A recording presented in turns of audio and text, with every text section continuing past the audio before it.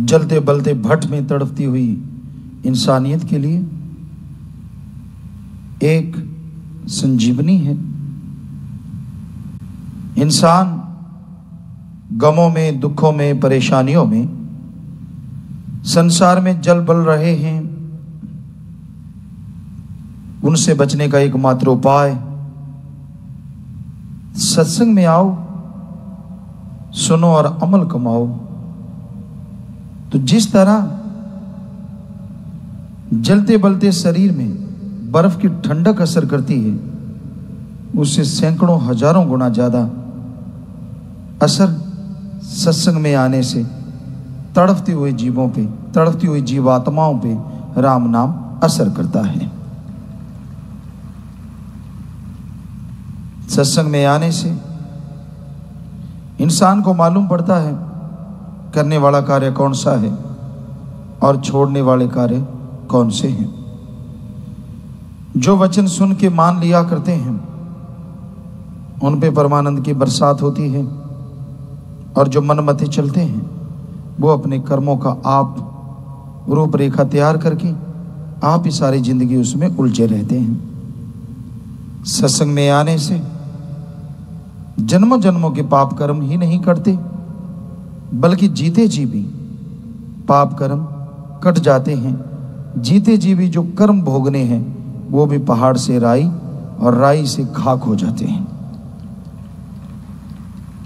पर यह संभव तभी है जब इंसान सत्संग सुन के उसको माने, वचनों पे अमल करे। जब तक वचनों पे अमल नहीं करता यह इंसान तब तक खोखला है, तब तक खाली है और खुशियों से महरूम रहता है।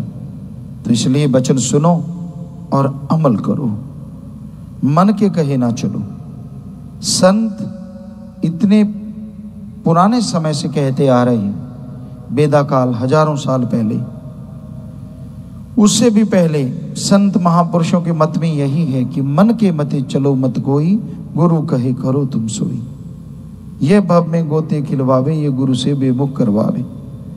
मन बड़ी बुरी बला है, ये इंसान को गुमराह करता है, और गुमराह भी ऐसा टिका के करता है कि आप मजाल हिल जाए। कोई जंजीर नजर नहीं आती, कोई बेड़ियां नहीं होती, कोई जाल नहीं होता, पर मन ऐसे गिरफ्त में लेता है कि क्या मजाल की आदमी उसके चंगुल से निकल सके। निकलने का एकमात्र उपाय होता है सत्संग, संतों के वचन और उन पे अमल। यही एकमात्र उपाय होता है जिससे आदमी मन के चंगुल से निकल सकता है। और जब इंसान यकीन छोड़ दे, सदगुरु मौला पे विश्वास ना रहे, सत्संग सुने ना सुने एक बराबर, हर समय मन की तार बजती रहे, तो समझ लीजिए मन उसका बेड़ा गर्क करने वाला है। फिर भी गुरुमति चल पड़े, गुरुमुख बन के रहे, तो हो सकता है मालिक उसके पाप कर्म फिर से काट दे। लेकिन इंसान अपने कर्मों का फल भोगता जरूर है। जैसे कर्म करता है वैसा भोगना होता है। जैसा आपको पाठ करने के लिए टाइम दिया जाता है वैसे ही मंच पे आप पाठ अदा करते हैं, तो उसी के अनुसार तालियां बजती हैं, उसी के अनुसार लोग आपको पसंद करते हैं। उसी तरह ये संसार एक रंगमंच है, आप एक कलाकार हैं।